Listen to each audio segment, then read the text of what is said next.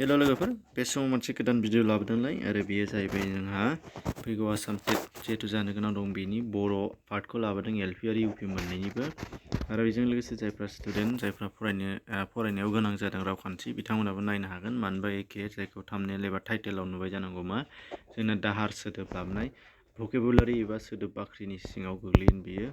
दा जोङो अब्ला फार्स्टनिफ्राय खिन्थानि नैबे जायफ्रा गोदानै फैदों बिथांमोना मिथियाखैब्ला नायनो हागोन नैबे एलपि सेक्सनावहाय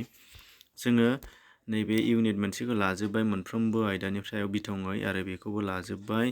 बेनिफ्राय नैबेखौबो लाजोब्बाय नैबे मुंमा मुंराय थाइजा थाइलालि बेखौ लाजोब्बाय ओमफ्राय दानिया नैबे मोनसेखौ गोदानै जायफ्रा नुवाखै मावगुनखौ बेयाव एडभार्बखौनो बुंनाय जादों एडभार्बखौनो जायखौ आङो थारजा होननानै बुंदोंमोन रावखान्थियाव जेखौ थारजा होननानै लिरदोंमोन बेनि बे एडभार्बखौनो मावगुन होननानै बुंदों ओंखायनो एडभार्बनि सोमोन्दै एबा थारजानि सोमोन्दै मोनसे भिडिअ लाबोखांबाय बेखौ नोंथांमोनहा नायनो हागोन बे एडभार्बानो मावगुन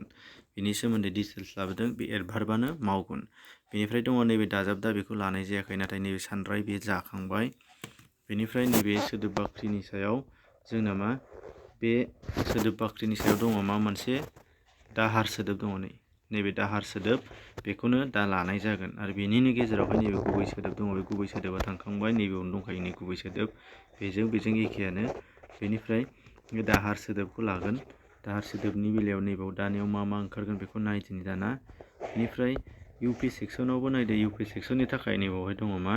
जायफ्रा मोनथियाखै नोंथांमोना नैबे इउनिट मोनसे बे जोबजोब्बाय बेबो जोबजोब्बाय आरो दा बावैसो खिन्थानो नैबेबो एखे बेजों थाइलालियाथ' बावैसो लालांबाय बेनिफ्राय मावगुना जाहैबाय थारजा एबा एडभार्बानो मावगुन बेखौनो होनदों बेखौबो लाखांबाय बेनिफ्राय नैबे मोनसेखौ लायाखै दाजाबदा बे दङ थाइजानि बाहागो बे दङ नाथाय आथोनखौ लाखांबाय जोबजासिम सानराय लाखांबाय जोबजासिम मावरिजा आरो सोदोब बिखोफा बेखौ लाजोब्बाय जोबनोसैयानो फ्राय बेनिफ्राय बिसुं दङ बेखौ आङो सिगाङाव लानाय दङ बेखौ नायनो हागोन बेखौ लाखांबायानो बेनिफ्राय दङमोन जोंनिया मा नैबेयावहाय फंसे सोदोबजों फोरमायनाय बे जोब्बाय लाबाय आरो होबावनो हागौ नागिरनानै बाथ्रा भाव दङ बेबो लाखांनाय दङ बेखौ नायनो हागोन दा बेनिफ्राय अब्ला जोंनाव इउनिट मोनथाम फिसा मोनथामसोल' दंसै बिसुङाथ' थांबायानो सोदोब बाख्रिनि दानिया गुबै सोदोब नैबे गुबै सोदोबा दासो बुंबोबाय एलपि सेक्सनावबो बे जोब्बाय दानिया नैबेयाव दङ जोंना दाहार सोदोब नैबे दाहार सोदोब बेखौ जोङो लानांगोन दाहार सोदोबखौ जों दा लानो नागिरदों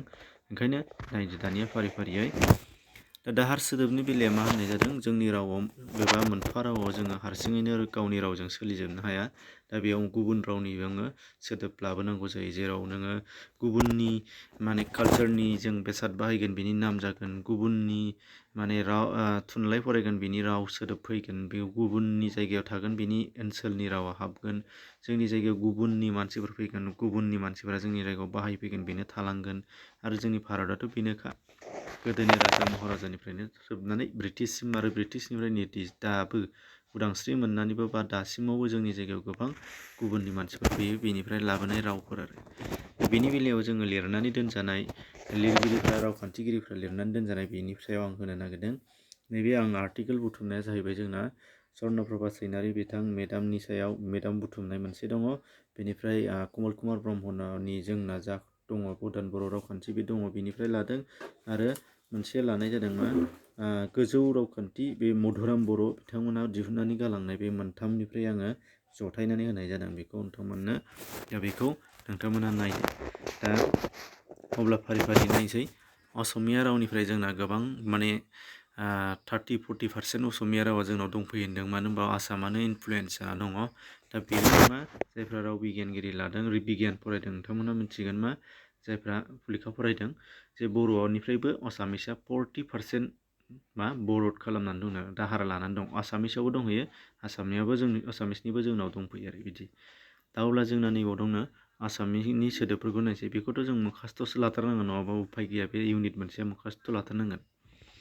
दा असमियानिफ्राय फैनायनो खामानि जायखौ जोङो खाम असमियासआव खाम होनो खामानि बिखा बुखु सियाल असमिसनिखौ आङो बेखेराव होदों बेखौ नांला सियालाबोनो मै दिंखि मोखां खान्थाल फाथै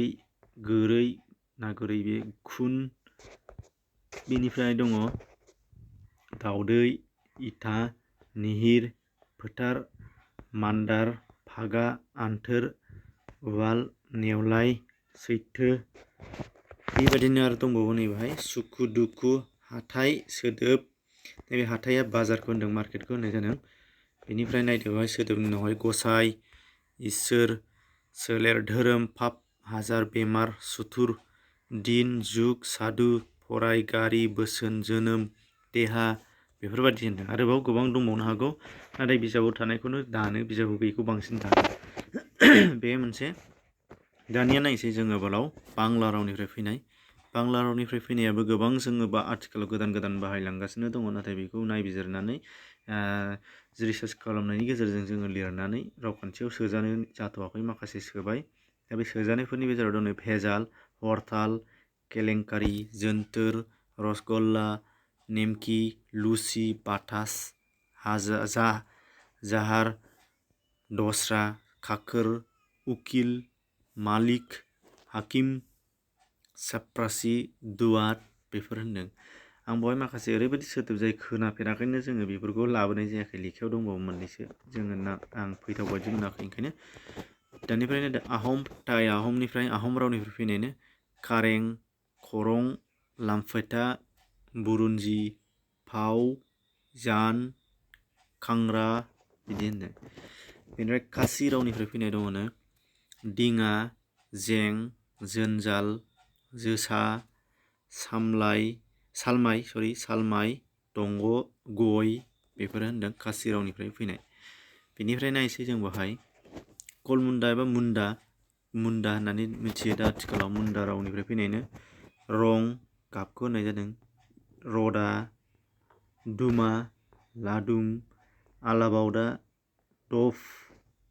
बेखौ होनदों। आलाबावदाया मोननै जाबाय। बेनिफ्राय मालय रावनिफ्राय फैनाय होनदों दलं मैदाम आतर आस रसुर जाहामालाय बैसां सं बेफोर होनदों। बेफोरखौ मा मालय रावनिफ्राय फैनाय। दाना पर्तुगिसनिफ्राय फैनायनो पर्तुगिस रावनिफ्राय फैनाय बेयाव दङ बुथाम आलमारि बमा जानाला गुदाम इस्पात बाल्टी मिस्ट्रि पावरुटि साबि बैसो आनारस केरानि निलाम पिस्तल गिर्जा मार्का फिथा बेनिफ्राय ताश खेलाफोरनि नामफोरनो बे सिरिया मानो कनिया मा दङ बेफोर आरोखि। बेनिफ्राय दङ फरासि रावनिफ्राय फैनायनो बे फ्रान्स एबा फरासि रावनिफ्राय गोबां फैथारदों होनदों मानोना जोंनाव बांसिन सिगांसिन बिसोरनो फैदों जिहेथु इउरपनिफ्राय। बे नायदो कपुन साबोन कार्टिस नबाब सम्राट बादशाह उजर आमिर सिकार फौज सरकार सिपाइ हुजुर नालिस एजाहार आबाद महकुमा बन्दर हिसाब हाकिम आदालत आयना बेफोरो बे आदालत आयना महकुमा बेफोरनो सोंथाव आरो बन्दर बेफोरो ससमा बरफ बागान बादाम मैदा मस्ला गलाब बिबारनि नाम। बेनिफ्राय दङ रुमाल कागज आंगुर कारखाना नमुना दखल दखान नोरोम हाजार नगद जाहाज आरब भाषण दलिल आयेन खाजोना जमा हंखा बेफोर होनदों आरो। दा बेनिफ्राय अब्ला जोङो फरासि रावनिफ्राय फैनाय जों गोबां मोनबाय। बेनिफ्राय इंराजि रावनिखौ आङो बुङाखिसै मानो होनबा इंराजि रावनिखौ आथिखालाव जों बयबो नुबानो कमन मिथियो। इंराजि रावनि बे स्कुल ट्रेन स्टेसन इलेक्ट्रिसिटि जेसेबां जों बाहायो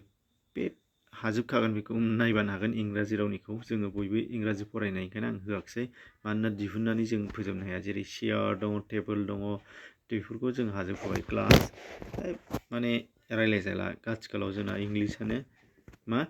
फार्स्ट लेंगुवेज बादि जानो नागिरबाय बबेखानि मानोना इंराजि बिजोङाव जों फरायगासिनोखा एबा एलपिनिफ्रायनो इंराजि हाबबाय ओंखायनो बेखौ जोङो नांला। दा बेखायनो नोंथांमोननि सिगाङाव आं बुंनो नागिरदों मा इंराजिखौ नोंथांमोनहा नुबानो मिथिखासिगोन। बाखि मोनथामसो दंबावो मोनब्रैसो बे इउनिटखौ लानो बारा गोबाव सम गैला लानानै फोजोबनोसै। बिनिफ्राय जायफ्रा सिगांनिफ्राय नायाखै डिसक्रिपसनाव लिंक दं बेजों थांनानै नायदो प्लेलिस्टनि बर' रावखान्थि नैबेयाव थांनानै नुजोबगोन आरो बेजों लोगोसे